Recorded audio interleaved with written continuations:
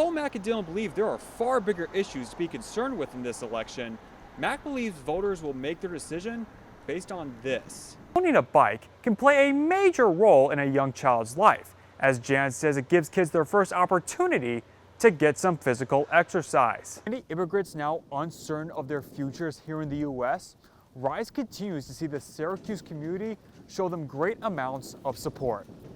At Bishop Grimes Junior and Senior High School in East Syracuse, students carry everything they need for class except their personal smartphones, instead relying on school-provided iPads for their work. They don't need their cell phones for any sort of technology help or anything like that because their iPads that the school issues them have everything that they need.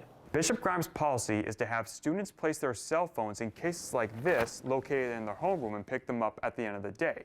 Spanish teacher Sarah Kinney says most of her students are usually compliant. It does eliminate distractions during the day, at least of this kind. The school established this policy 4 years ago, and other state schools will have to follow suit, with Governor Kathy Hochul's cell phone ban to go into effect later this year.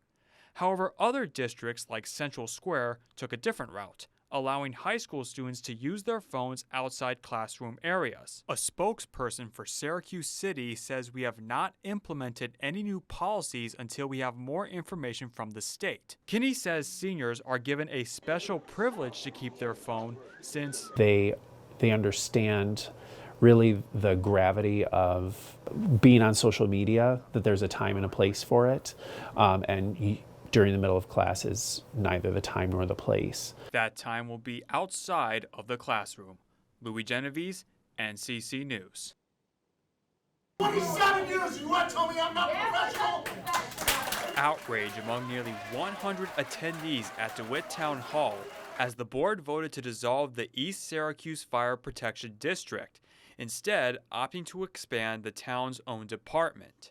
One DeWitt citizen, Charlie Tallhurst, believes this would be problematic, as the staff of DeWitt previously showed to be unfamiliar with the area. The very first call they ever had after the first of the year, they got lost going to the call because they didn't know the area, because it was always patrolled by East Syracuse. For over 60 years, the ESFD covered 13 square miles in the northern part of the town. This area will now be patrolled by DeWitt's own fire department. DeWitt Town Supervisor Ed Mikolenko says the plan is to hire paid professionals for the department, which currently has 4 employees and 1 pumper truck. Tallhurst says the lack could lead to delayed response times during emergencies.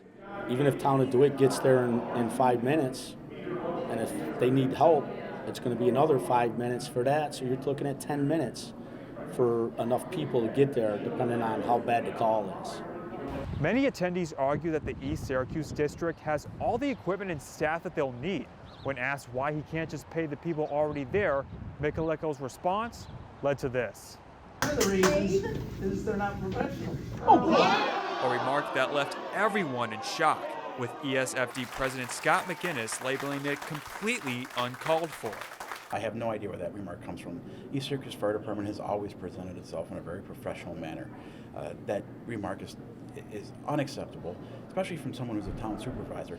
I would never expect a town supervisor to say the volunteer fire department was not professional.